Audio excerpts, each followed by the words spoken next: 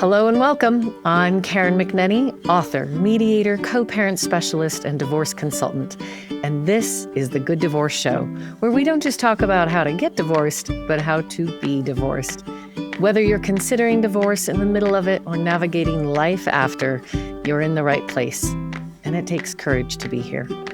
This show exists to bring divorce out of the shadows of shame and into the light of education, and to challenge the idea that divorce must be destructive or adversarial. You're going to hear from professionals and real families sharing honest stories of resilience and repair, proof that divorce can be done differently. Divorce is not a weapon, it's a tool. And when used well, it can be a tool for transformation. Thanks for being here. Let's dive in.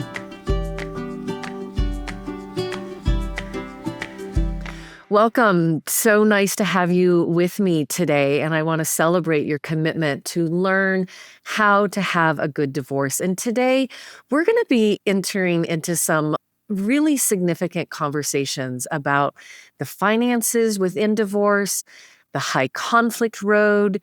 When your faith is in tension with your decision around divorce, if these are things that you feel challenged by and are wondering about, well, then you're in the right place. Because today we're going to talk with Keri Gwynne. She is a fellow CDC certified divorce coach and CEO of Starting Point by Freedom. This is a comprehensive divorce service offering coaching, mediation, and family-focused guidance. Is there any other kind? That's how it should always go. She has certifications in both high conflict and transitional divorce.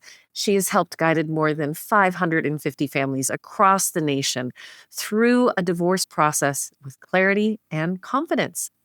And through her own lived experience as a high conflict divorce survivor, Keri blends empathy, compassion, and resilience with deep professional expertise to help individuals rebuild and reclaim their lives after divorce. So happy to have you with us, Keri. Thank you so much. Thanks for the introduction. She is joined today. It's a 2-for-1 deal, listeners. Ryan Finley is the founder of Freedom Financial Services Group. That is a divorce finance advisory firm helping families, attorneys, and courts navigate the financial complexities of divorce. Sometimes we think our attorneys and judges know what they're talking about. They don't always, which is why we need a Ryan. And with more than 20 years of executive leadership in finance and forensic accounting, Ryan has guided hundreds of families nationwide towards financial clarity and confidence.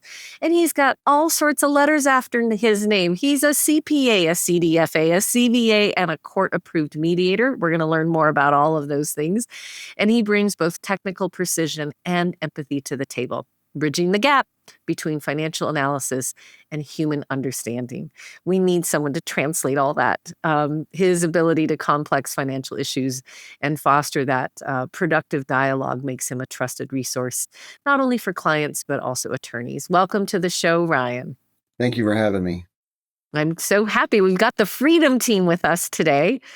And both of you are survivors of high conflict divorce. And we're not going to dive deep into the weeds of that story, but I'm going to invite each of you to give a little perspective of how that experience brought you to this work and how it informs the work that you're doing.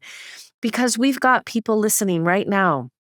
I know you're sitting out there thinking, there's no way I could have a good divorce. We're already on the bad path, or I'm so afraid that it would go high conflict. Keri, tell us a little bit about that journey and how that informed and brought you to this work. Oh, sure. Absolutely. So I was an executive at the time. I ran a company, and I was also I ran a women's Bible study group at my church. I was raising 3 children in 3 separate schools. And unfortunately, at the same time, was dealing with a very, very difficult marriage. Unfortunately, in my marriage, there was alcoholism. And at night, that alcoholism turned into, honestly, abuse. So, because I had a very strong faith, I kept that all close to the chest and I didn't tell anyone. I lived in a lot of shame over it.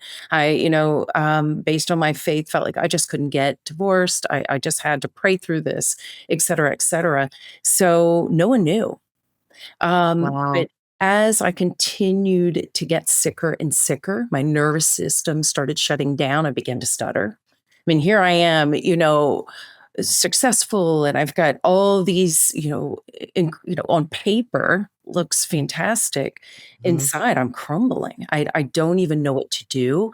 My friends are coming over and saying, what's going on, and finally, I trusted my hairdresser. Isn't that where we go? And Mhm. right, and feel safe enough to tell what's really going on. And her husband came over. She said, I think we need to get you some help. And we got an order of protection.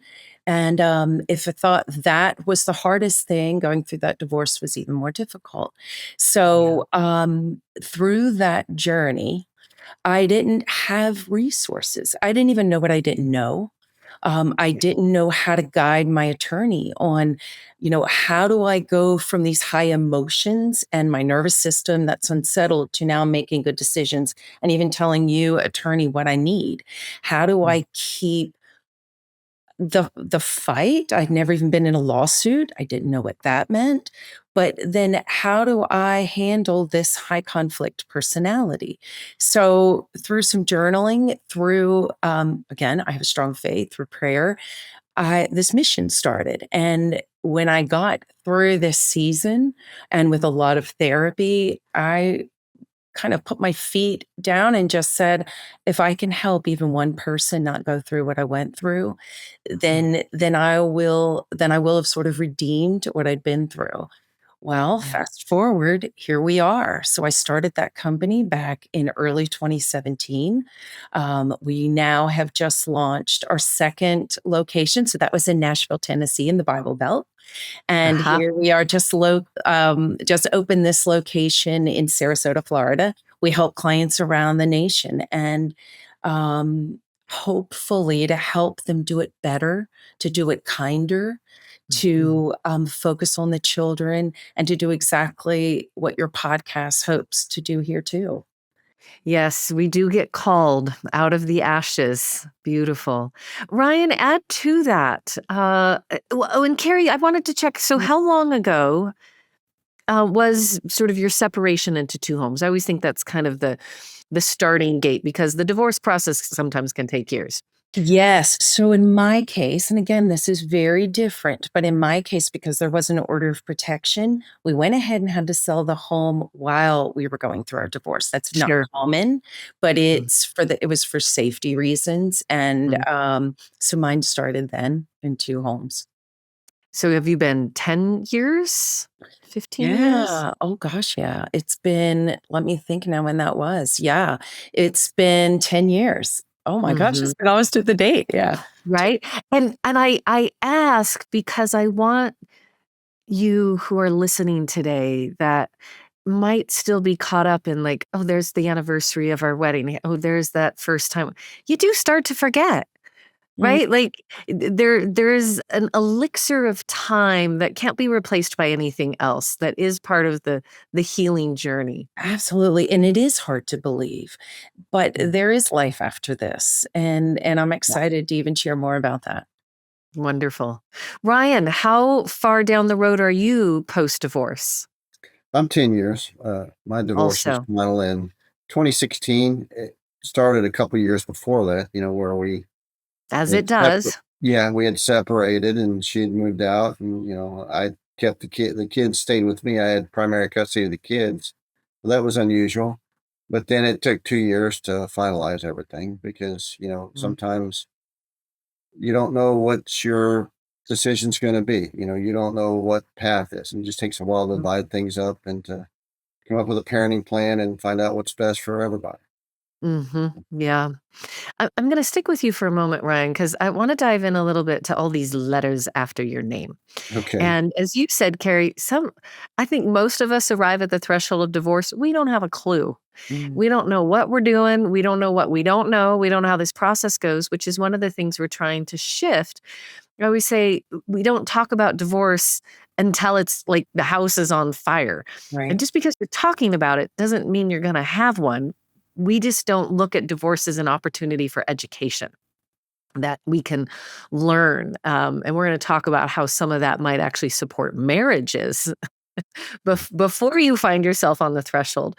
So, Ryan, give us a little education about CVA and CDFA and CPA. What do they all stand for? Okay. And what are their distinctions? And why would somebody going through divorce need to lean on someone like you with those credentials? All right. I'll start with the most basic one first. The CPA is a certified public accountant, which is, what most accountants get. But it's a 3-day test. So it's a hard certification. It's kind of an overall validation that you know what you're talking about. And so, I think the pass rate is like 40% or something like that for the people that take it the first time. Mhm. I have a CDFA, which is a certified divorce financial analyst. And what that is, that's another certification which relates directly to divorce. It's more about, the law and how an equitable division of assets would be. If you have these assets, how do you break that up? How do you divide that? It's a lot of people think they know, but they don't know. And so you think that we had a neighbor that, for example, that her son is getting married and he's going to buy the house before the marriage, and so the presumption is if I buy the house before the marriage, then that's my house, and if we get divorced, then it's still my house. That's not the case. So that's a certified divorce financial analyst learns that stuff and helps with the division of property and what you're entitled to. And so that it's very important to have a CDFA on your team so that you know kind of what to expect and what your rights are. I have a CVA, which is a certified valuation analyst, which means I can value businesses. I can do appraisals. I can value businesses. A lot of times in divorces, there's businesses involved. There's businesses that need to be valued. What I like to do a lot of times is kind of look at other people's valuations and kind of critique those, because a lot of times you'll have each side will get a valuation of a business. And so you need somebody to come in and say, what are the strong points of this one? What are the strong points of this one? Where are they lacking? Where can we expose this appraisal? Because one of the things I learned is that, some of the appraisers tell you what you want to hear. Yeah. Certain lawyers will hire certain appraisers when they know what to do. And some of these appraisers are giving just a desktop analysis. And it's like, that's getting taken by these attorneys who don't know any better, that this is the law. And if you look at your certification, that's not supposed to be the law. This law is supposed to be where you go in and do a full analysis and a full appraisal. And these people are just doing, desktop analysis, and it's dividing people's lives. And so it's important that you have someone on your team that understands that and analyzes it. I was going to say, and so often we hand that over to the attorneys. And already, Ryan, you're really highlighting the value of your skills and Keri's skills that, at least in our American culture, we've all drunk the Kool-Aid that divorce is about attorneys. Call an attorney and they'll know everything. They'll provide everything. They'll guide. And I'm like, they're kind of administrative. They're going to do the legal. They're very good at law, but they weren't. There's so much more happening. Much more. There is. Yeah. And the other qualification I have that Keri has that she didn't mention is being a mediator, a court-approved mediator. And that helps just to kind of understand the process and know personalities and kind of what to look for. And so one of the things we do is, in addition to being a mediator, we have couples come in and, we'll mediate the marriage. And that way, attorneys aren't involved until the documents get filed with the court. So it's a more efficient, cost-effective way to divorce. It is just it's a great package. I know you identify it as a holistic service, which is really what we need. We need wraparound services. And you're the trifecta, Ryan, the CPA, the CDFA, and the CVA. You're a triple threat, as they would say in the theater world. You'd be big on Broadway if they cared about spreadsheets and numbers. Well, and to add to it, I mean, I think what our attorneys and our clients love the most about Ryan is he takes these extremely high complex issues. So, for example, we had a case where a client's spouse had a number of RSUs, stock options, and that spouse put a certain dollar value around it.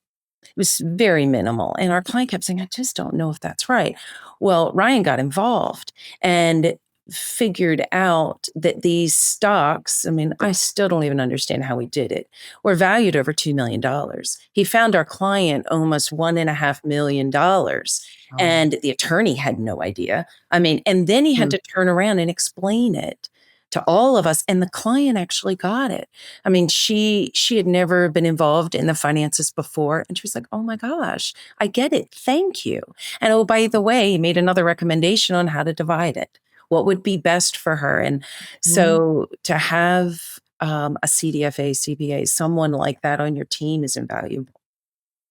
Well, and Keri, you bring so much to the table. Also, I think I'm also a certified mediator. I've been through training twice Mm, over the years. I was doing it in the corporate world and then started doing it in the mm, divorce world. It just helps you understand It how to does. facilitate a difficult conversation with absolutely, elegance and grace and boundaries and help people show up as the best version of themselves. absolutely, Highly recommend, even if you're not getting a mediation service specific, people with that training just show up differently. We just have such greater insight about human behavior and relationships.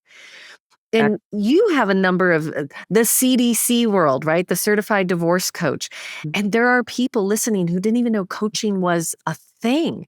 And why would I want to look for one in my own area, which, fortunately, we're not bound by state lines. We right can work with people around the nation, across the right? country.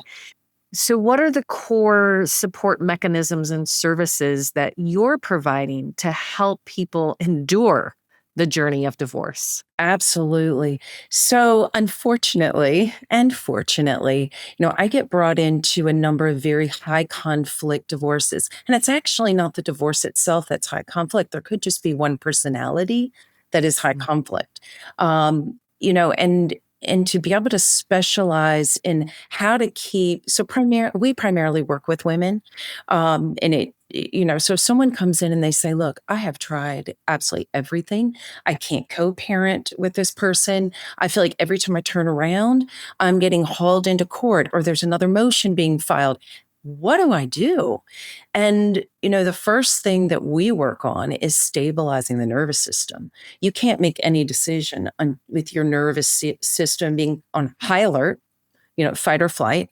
So we work on that stabilization. We work on breathing. We're getting that nervous system to a place where it can at least rest a bit to make really good decisions.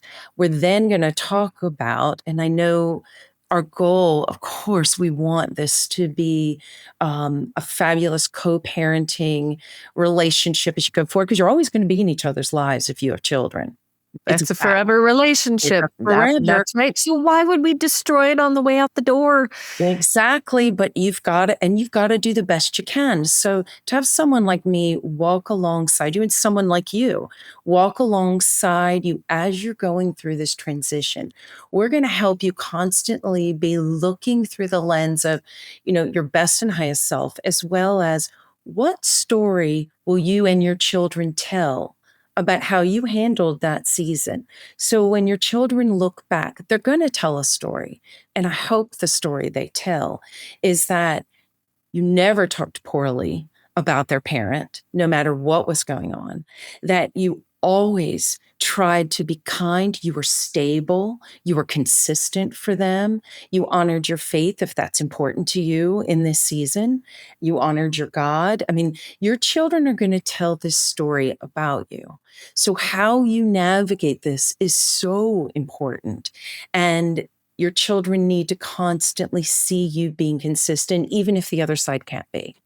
So to That's have right. someone like us walk alongside you as your thinking partner when your nervous system and you're in trauma, I don't care how amicable this is, it's still It's divorce. difficult. It's Yeah. still traumatic. A good divorce doesn't mean an easy divorce. It is traumatic. It is death. It is loss. It is Yes, ma'am. reorientation. Yes, It is ma'am. a massive tectonic shift in our life, and we Flipping tend the to tables in our underestimate home. it and under support. And both Exactly. of you talk about like just being alone. One of the reasons why the Freedom Team exists is so that people don't have to navigate it alone and understanding those nuances.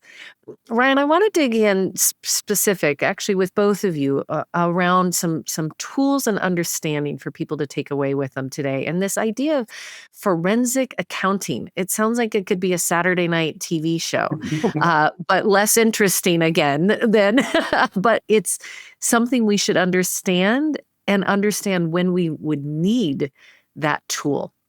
Give us a little background and It education is, on and forensic accounting. you've described it very well. It's looking for hidden assets. Forensic accounting is the tracing of money going or in and out, and where did it go?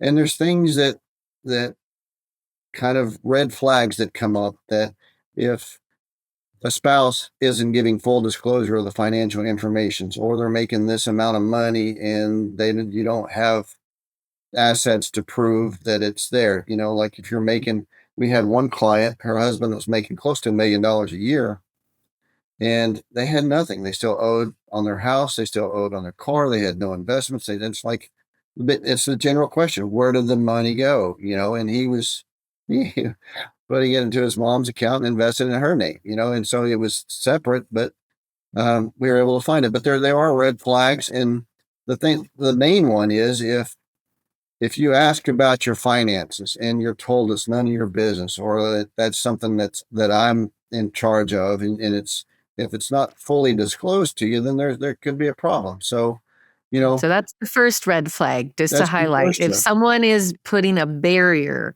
to information, like why would they not be transparent? Why am I getting the pushback? So that's your first red flag of like, E- Exactly, because it's a marital asset. If you have a couple and there's a spouse that stays home with the kids and a spouse that works, his income is still marital. It's supporting the marital house, anything that comes in.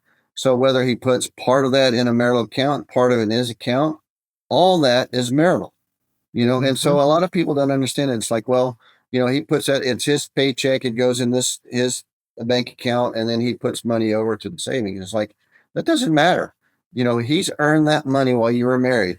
You've done your job. Your job was to take care of the family. So there's those kind of things. So it And it should could be gender reverse, could be. Exactly. right? It There's could be. cases we have now, Yeah. and women are very resistant to want to pay spousal or child support, right? But the tables get turned. Right. And to be aware, this is not a gendered specific situation that can come up. Correct. Correct. You actually had a situation, Ryan, where there was you might not even, again, not know what you don't know. There might be money. It sounds like you're going into credit card history. You're going into retirement accounts. You're going into investment, We bank do. accounts, like really sniffing around. And do you have to subpoena people sometimes to get records? Sometimes we do. Most of the time, if there's a discovery, then they'll exchange bank statements and credit cards and investment statements and things like that. And we take those, and we have a software that uploads them, and so it uploads them and spits them out to a spreadsheet, and then we go in and analyze it, and we know what to look for. It's something that if you deal with all the time, you could pretty much glance at it and say, okay, that doesn't look right. That doesn't look right. Where did this go? What's going on there? So, the experience helps a lot, but we have the tools that allow us to do that. So, Right. If someone but like you glances at it, yeah, you're yeah. going to see a pattern of behavior Mhm. in spending, saving, and perhaps even hiding And a assets. lot of times the attorneys will bring us in to find things, or, do a special project for them. Ryan, I need you to do this. We think there's some stuff going on here. So, you know, funny business, can you look at this? And, we find things most of the time. If it's there, we'll find it. Right. Sometimes, the presumption is it's there, and sometimes it's not there. And that's a good thing too, because sometimes if your spouse isn't taking money or investing money, then there's a little bit more trust involved that they gain Mhm. back. Does that make sense? So And it's my understanding that if by chance it's not found in the discovery process, through the divorce, on the decree, but on the other side, there Mhm. can be penalties and consequences if there's discovery after the fact. Can you speak to that a bit? that's correct. That's correct because they're supposed to give an honest and full disclosure of their assets. And if post divorce, if something happens where they didn't disclose it, then they can bring that back in and relitigate it. So Suddenly your wife's driving a Jaguar and you're like, well, that's peculiar because you had a beaten down Volkswagen 2 weeks ago. Right. Uh-huh. but you see all kinds of things the way people try to hide assets. I mean, we've seen people sign over properties or sign over, assets or sell it at a discount to their buddy. We had one client overpay their taxes by $1 million, and with the idea that they're going to file an amended return post divorce, and that's all going to come back to them. So, but Aren't they we found it. clever? Oh my goodness. He catches it. Mhm. Are there ever, I mean, I think about even like my parents. I'm like, could we even find all the places where do they even know where Imagine. they have everything? Are the clients ever like surprised or accidentally like, oh, I didn't even know there was a CD from my great grandma from 50 years ago? Yeah, those kind of things are hard to find. If there's a CD in somebody else's name, then that would be Right. hard to find. And if they bury it in the backyard, it's hard to find. But for the most part, if you think of it this way, if somebody's got an investment somewhere, that money has to come from somewhere and go somewhere. So, if they have $1 million investment over here, where did that money come from? It just didn't pop out of thin air. If the exception would be if they inherited it and maintained it as separate property, then in that situation, it is their investment. It's not a marital asset. So there's things like that where we're brought in also because sometimes it's we had one client that inherited millions and millions of dollars, and her husband was trying to talk her into taking it out of the trust and putting it into an LLC that he was a member of. And I wish we could have caught that person before they did it because had Mm, she maintained that as separate property in the trust and it just comes in, you could have money come in, but you can't have money going back and forth. But, unfortunately, love is blind sometimes. And he convinced her to, commingle that money. And, all of a sudden, then now it's marital. And he got a big portion of that money. wow. Well, we're going to just pause for a moment as we all absorb some of that financial information. And Ryan, you are a translator. I already have picked up several positive nuggets of information that I would want to use. And when we come back, we're going to dive in a little bit to the tension. As you talked about, Keri, for both of you, faith is an important part of your life. And when you are looking down a high conflict, abusive relationship that you know you need to leave, and your church and your faith are telling you something different, how Mhm. do you reconcile that? So stay with us, and we'll be right back with Keri and Ryan, the Freedom Team. If this conversation is resonating, there are tools to help you put it into practice. Grab my book, The Good Divorce: How to End Your Marriage Without Ending Your Family. It offers clear guidance for navigating divorce with intention and care, especially when kids are involved. And for ongoing support and education, you can join me at the Good Divorce Academy, which is my online community and classroom. And if you'd like to work with me directly, you're going to find more information at thegooddivorcecoach.com. Thanks for staying with us here on the Good Divorce Show. I'm Karen McNenny, your Good Divorce Coach, chatting today with the Freedom Team, Keri Gwynne, who is the CEO of Starting Point by Freedom, and Ryan Finley, the founder of Freedom Financial Services Group. Together, they are a dynamic duo offering really, to me, the most important part of the divorce journey. It's this holistic approach, mediation, coaching, financial analysis, And the legal attorney part is kind of at the end of the tale. Once we've helped people make some decisions and navigate their own journey. For you, Keri, and Ryan as well, part of that journey was navigating your church community Mm. and your faith-based decision around divorce and how to navigate it. Give us a high-level understanding, Keri, of how that was playing out in the tension that you experienced individually in that part of your journey. Absolutely. So when I got divorced, I was living in Nashville, actually in a cute town called Franklin, Tennessee, and it's the Bible Belt. It is very strong faith based community. People don't ask, the first question people don't ask you isn't what do you do for a living, which is so American, but they'll say what church do you go to. Um, Oh. and in other places, maybe they ask, where do you work out? But it's what church do you go to? It is Mm. it's everything is surrounded around, not everything, but almost everything it's is around your faith. And so that was very important and still is very important to me, my faith. And I think I mentioned earlier that I was actually running a women's Bible group at the time in our church. So to then have to get divorced, look, nobody gets married and thinks, oh, I can't wait to get divorced. Of course not. We all believe we're going to stay married forever. I had to Yes. get divorced. And so then how do I tell people? What does that look like when people are actually looking to me for guidance? And Mhm. it was difficult. So, Mhm. and even today, that is a big part of the coaching that I do with clients.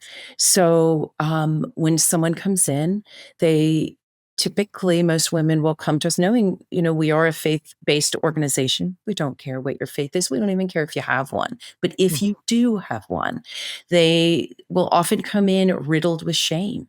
No, God hates divorce. Well, God doesn't hate divorce. I mean, he doesn't like it because how it hurts us, but Yeah. he loves those of us going through the divorce. And I'll tell people, if someone's walking in with a lot of shame and they cry and I can't leave, and, everyone around me tells me just stay in there, you have to stay in there, pray harder, or be a little bit more submissive, or whatever that narrative is. I'll stop someone and say, hey, I just want to ask you, if your child came to you and told you that exact story, if you don't have children, if your sister or your best friend came to you and told you that exact story, what Mhm. would you tell them? Would you humiliate them? Would you make them feel bad? Would you tell them to stay? 100% of the time they say, absolutely not. I tell them to go. I say, well, Yeah. that is what your God and your Heavenly Father also feels about you. No, Mhm. and so then it's then untangling some of that rhetoric that got them to that place, that got them into this submissive or controlled. People will use scripture or their faith to control someone else. Now, I'm a domestic violence mediator, and there are 8 kinds of abuse. And spiritual abuse is one of those 8, and it's recognized by the court. No, y you lose yourself. So how do we then untangle that so that you can find beauty again in your faith, so that your faith and the God that you believe in who's gone ahead of you can then be grateful and thankful and feel hopeful that, you can let go of shame. So we do a Mhm. lot of that work. And it's, out of this has come amazing people who have not only regained their faith, but Mhm. also have come out of their divorce with a new mission. Maybe it's a new career. Maybe it's just the fact that they are no longer defined by that role anymore. It's amazing. Can you give us a couple of specific I'm thinking of our listener today who is just in the early, what I call the divorce curious stage, Mm, mhm, and wouldn't even know how to start a conversation mm, with a fellow, a pastor. mm, Um, how, like you said, how do you then tell? Is there an announcement? Do you slip away out the back door and find a new church? What are some specific early steps in language that help people move from I'm paralyzed mm. to I can actually implement a Great change? questions, and thank you for asking them. So, what people forget, and even what some pastors or ministers or any faith has, Clergy, all of our, or yep, whatever your denomination is, it doesn't matter. Even your faith is, it doesn't matter. What they forget is that in America, we are up to almost 60% divorce rate. So, over half of the people that are sitting beside you in your congregation, half of the people in the grocery store are either going into a divorce, they're in one, or they're coming out of one, and they certainly know someone in their family or that's around right. them that's been through it. It's So everywhere. it's everywhere. And Mhm. you don't need to get permission to go through that season. You don't need it. You may not have a choice. You may need, like me, have to get out of it. So, first off, just slow down. Get your heart ready, have your time with your faith, tell, your closest friends, but just take a minute, a hot minute before, you run to your church and you're like, "Oh my gosh," and you create this big emotional moment. Um, this is not a time for you to beg for permission. This is a time for you to ask for support. Oh, Let them know. soundbite. Love that, Keri. That's so Let good. Well, it's good because it's true. It's true. So, tell them, "We're going through a very difficult season. My family is. I'm gonna ask that you pray for us, pray for our hearts, pray for peace for us, pray that we can navigate this in a way that honors our God, honors our family, and if you could please just pray over protection for us." This is not a time for them to gossip, also known as, Bible requests. This isn't that time. This is also not a time for, I coach people to have, I call it in their back pocket, these few little lines ready to go. Yeah. So if someone says, well, wait, well, what happened? Well, guess what? Yeah. Hey, it's really not any of their business. That's between you and your spouse. That is your marriage. If they want to marry your spouse, they're welcome to get in the middle of that. But until then, just you have the right. And I give you permission. And I know everyone on this call gives you permission to not have to drag all of that dirty laundry out, all that story out. No. You can say, "This is a private matter. I'm trying to protect my children. We're both trying to do right by our family. Just pray for us. Just support us. This Yeah. isn't something we want, and we don't want our children to hear about things before we're prepared to talk to them about it." It's So, just such great coaching. Don't ask why, ask how we're doing. And most of us can't even answer that question in less than 5,000 words because it's 5,000 different things that created the recipe of this marriage unraveling. It's an absolutely, impossible question. it is, but I'm also not telling you to hold it and bottle it in. I'm not saying that. Find your tribe, find your Yes. therapist, find your closest people that know you well and know that you're not defined by your marital status. They just love you for you. So Yes. those are the people you tell it all to. Get it out. I call it open the window and let the bad air out. But get it Mhm. out. You're going to need to grieve. Grieve this. Yes. Big grief. But just know you don't have to tell everyone. And certainly do not talk poorly of your children's parent. Do not do that. Yeah. End At of the least day. I say not on stage. There's off stage conversations, like you Exactly. said, with your tribe and safe because there's days when you're pulling your hair Well, out and you gotta bang your fists a little bit, come to but us. Come to your your church. children Yeah. are of that person, and they can't do anything with that information except just feel crappy about it, Exactly. right? The 2 of you are really devoted in your practice around this child-centered Mm, lens, mm. even when it comes to money. Ryan, what does that look like as people are in negotiations and mediation? How do we keep the children in the conversation? And that's the thing that's probably most difficult is sometimes, you know, they get lost in this. They get arguing about it's more about punishing the other spouse. Mm. It's like, I'm going to get back at them. I'm not going to do this. And it's like, look what's best for the kid. Look what's, that like as Keri said, and as you said, this is your your kid's parent as well. So make your parenting decisions, make your financial decisions on what's best for your kids, because they're going to need they're going to need school, what's best for them, the joint decisions that you're going to have to make. And I've seen people withhold alimony or child support to try to punish that spouse. You're And just punishing your children. exactly. Absolutely. It filters down to the kid. The kid's the one that get punished. It's not the parents. Yeah. It's they make do, you know. Yeah. The two of you have a really interesting pet project, a passion project. As divorce professionals, you're talking about marriage in a new way. And I am so excited about this because, like you, I want better divorces. That's why we do this work. But I actually want fewer divorces. And that means we need to go upstream. Yes, we do. What does that mean? Keri, unpack a little bit of this vision. And Ryan, I want you to sprinkle in what Okay.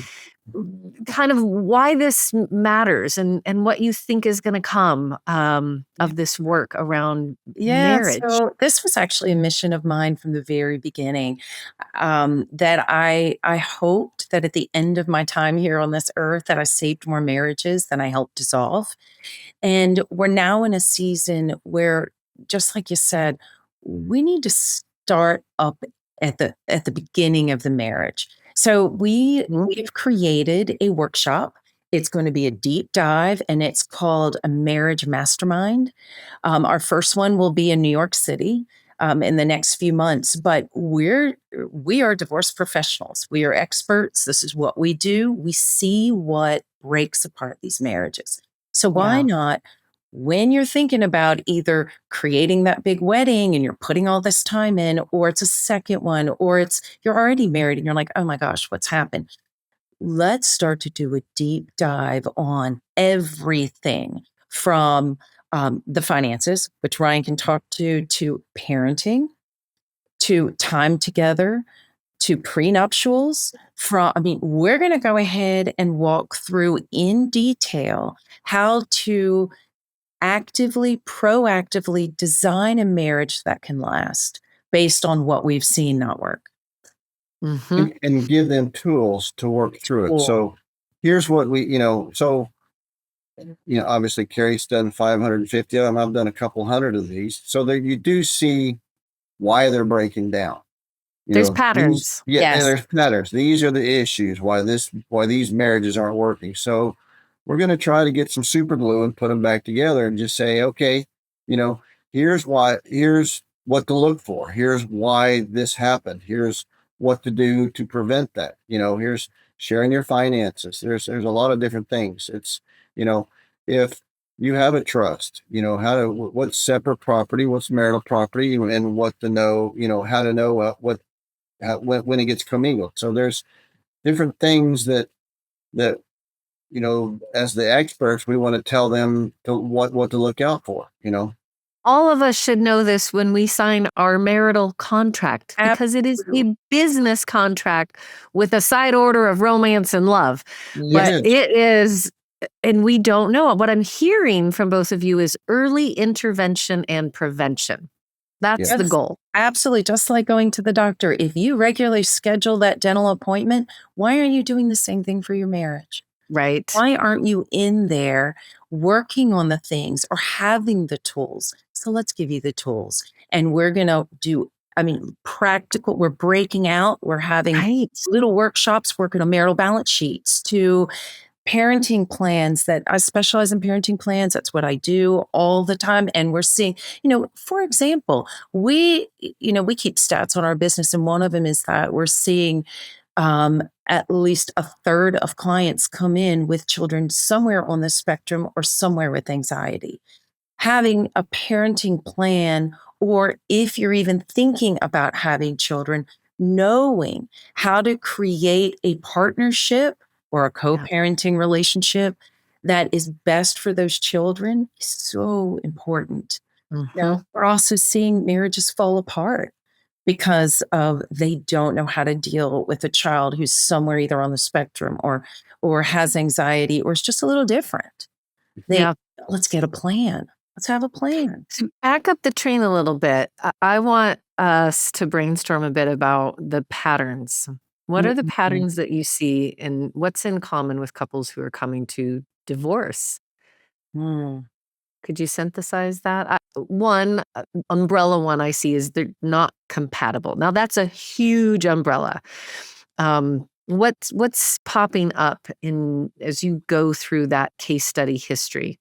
Sure, I'll start with one, and then Ryan, I know you've got quite a few Mhm, yourself, mhm. but, um, we see a good bit of infidelity. Yep. So, it starts as simple as pornography. Then we see everything from OnlyFans too, and it becomes a full blown sexual addiction. Mm. And we have horror stories around that and about it, blowing through all financial resources to uh, going into rehab. I mean, it's just a Mm. very difficult addiction. How you put your marriage together and what you will and won't allow up front, that pact. I mean, if you're going into a contract with someone for life, don't you think you'd like to talk about that? Right? Yeah. So, Yeah. that's something we're going to dive into because we see this unraveling marriages. And in the Bible Belt, people believe that, oh, Christians or, oh, whatever your faith is, are better, that we have the highest rate of pornography in the Bible Belt than anywhere else in the United States. So Interesting. we've got to talk about this. And Mhm. and we can help you. We call it hospice. Once your marriage gets to us, your marriage is in hospice. We can Yeah. help you untangle for that as gently and kindly as possible. But we hope, we'll be able to help you at the outset if you know someone who's about, or if it's a second marriage for you. Yeah. And Ryan, what's on your list? I've got several. A couple are financial, a couple are non-financial. The financial one is obviously, you know, have an open book. Let have periodic conversations about, this is what we have, this is what I make, this is my bonuses. Just, you can do it around tax time. We're filing our taxes. This is what we made last year. This is what our investments are, you know. But I would do it a couple of times a year. That way everybody's involved and It's understand. astonishing to me that that would not be the standard of care for a healthy marriage. Everybody knows what's going on in your Right. financial house. That Instead, should be a balance. That doesn't mean you pay all the bills, right. but everybody ought to know everything But because instead, okay. what we see is one spouse making the money, and they give an allowance to Oh yeah. somebody else. You Mhm. have two thousand Yeah. dollars this month, and it's like, okay, I understand that that's my operating budget, but what's the other stuff that we have? Where is it going? What's it Mhm. used for? Are we investing it? Are we saving it? Are we Yep. buying property or whatever? So, I would say that's probably the biggest one. That's one of the biggest ones. The other thing is that, some things that are cute when you get married become annoying after a while. So, Oh really? yeah, Huh. not Tell the me part there. more. No, not for me, but it's for I other people. love that you have those. Mine's always cute. But, but you get somebody and it's like, oh, he does all this stuff for me. He doesn't let me lift a finger. He doesn't let me do that. And then 5 years down the road, that same behavior is he's so controlling. He doesn't let me do anything. I can't even do this without asking permission. And it's the same personality. It's the same behavior, but Hmm. it's just further Right. down the road. And Those then strong characteristics that have a yeah, dark side and a light side. Mm. the other thing, this one's kind of a two for one. It's don't lose yourself. You get people that come and they fall in love with this person and then they change because maybe they become a full-time mom, they become something else, or you know this person gets to go play golf and do all their hobbies while this person's stuck at home. Don't lose yourself. Still have your personality, still have your friends, still have your the things that you like to do, Your not goal. just one Right. spouse. Right. And then the other one is I forgot the other one. So Gosh, love Um, getting older. yeah, You're yeah, yeah, right. Yeah, yeah. well, the train often leaves the station and I'm It not on it, often but it often does. sometimes comes back. As you're thinking on that, Ryan, I want to highlight as we come to a close today that Ryan and Keri, you both have remarried. You've taken the wounds and the knowledge, each of you, of coming through high conflict divorce, and talk about faith, Mhm. putting your faith in marriage again. Mhm. Keri, what did it take in you, and what, Mhm. because I see a lot of people rinse and repeat, Mhm. right? That's what we're trying to avoid. So how were you able to overcome Yeah. not only the pain and fear and damage and woundedness of a high conflict divorce and abusive marriage to trust again? Yeah. Well, I'll tell you, if you get through your divorce and you're not a completely changed person, you haven't done it right. Ah, You just haven't done it right. I mean, amen, sister. you have to come out a totally different person, and I hope you do. And so for me, it took a hot minute for me to trust again, but I was intentional about what I was looking for this time. In fact, I wasn't even looking. And that's, I guess, well, first of all, I never thought I'd marry again because, ew. But, but then it was, well, gosh, I'd love to be with someone who's just kind. I just want Yeah. kindness this season. I want someone who's really patient. I Mhm. want someone that thinks I hung the moon or laughs at my jokes or makes me laugh. The way that I started to think about this next partner was totally different. Mm, And when I wasn't looking, so again, I'm faith-based, I feel like God put that person in my life. Now, it took me a minute to trust, like you said, sure. but when someone proves to you by their actions, again, that's why marriages fall apart. People can say things, but what are their actions telling you? When that person started proving to me over and over again that they were kind, Mhm.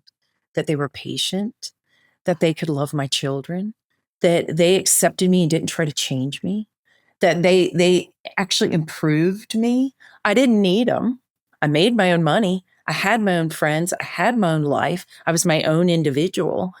They actually kind of the cherry on top. That's when I knew, oh my gosh, okay, this Maybe I can trust maybe again. I can do this again. And it's been unbelievable. Been And fantastic. give us the male perspective, Ryan, of coming through divorce again as a father. You had full custody of your kids, you mentioned, and what words of caution might you give to a listener about what to be aware of as What you lean into new relationships? hopefully, as Carrie mentioned, you learned what you change as a person. You become a better person. You understand what you like and what you don't like, and who you are, and what type of person compliments you. And there's what was important for me is that I found somebody that supported me. Life is hard. It's emotionally support. I mean, not financially, but emotionally. Somebody that you have a bad day at work, and you walk in the door. And somebody that says, "Tell me about it." How can we make it better? Instead of just handing you a kid and say it's your turn. It's it's a team. You need support staff too. You need people that just someone that's there to pick you up when you have a bad day, and someone that supports you, and someone that loves you for you and for the person you are, and not what you give them or provide for them or anything like that. And uh, at this point in my life, anyway, the path. I knew what I wanted. I prayed for it every night. I want the person that's this, and this, and loves me like this, and just and when that person came, I knew, and I don't know that if I'd have met this person 20 years ago, if we would have, if the marriage would have worked out. But the lessons I've learned over the years, the patience I've got, the appreciation I have for this person and her qualities, it's just, she's beautiful, but she's as beautiful on the inside and as personality as she is on the outside, and it's just, the path wasn't a smooth path, but it made me appreciate the person I have now. Sounds like a good country song.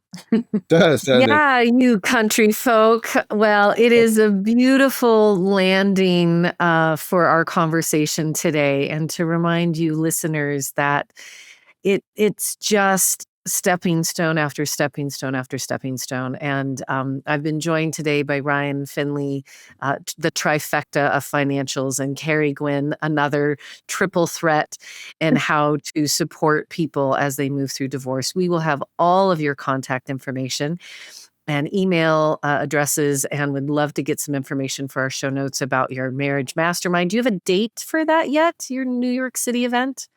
We don't have an exact date yet, but we are projecting there's our A month? that's getting together, but we're projecting in 2 months. Yeah. Okay, so I think that'll mean around the sort new of early summer of 2026, depending on when you're listening to this, and I hope it's wildly successful and there's more to come, and just Thank wanna you. say thanks to both of you for, not only doing the work, but for sharing your passion and your wisdom here today. Thank you, and same to you. Thanks for what you're doing. Thank you for having us. We appreciate it. Looking forward And to to your book. all Yes, thank you. Yeah. Yeah, we're all here to disrupt the divorce industrial complex and reminding you that everything will be okay in the end. And if it's not okay, it's not the end.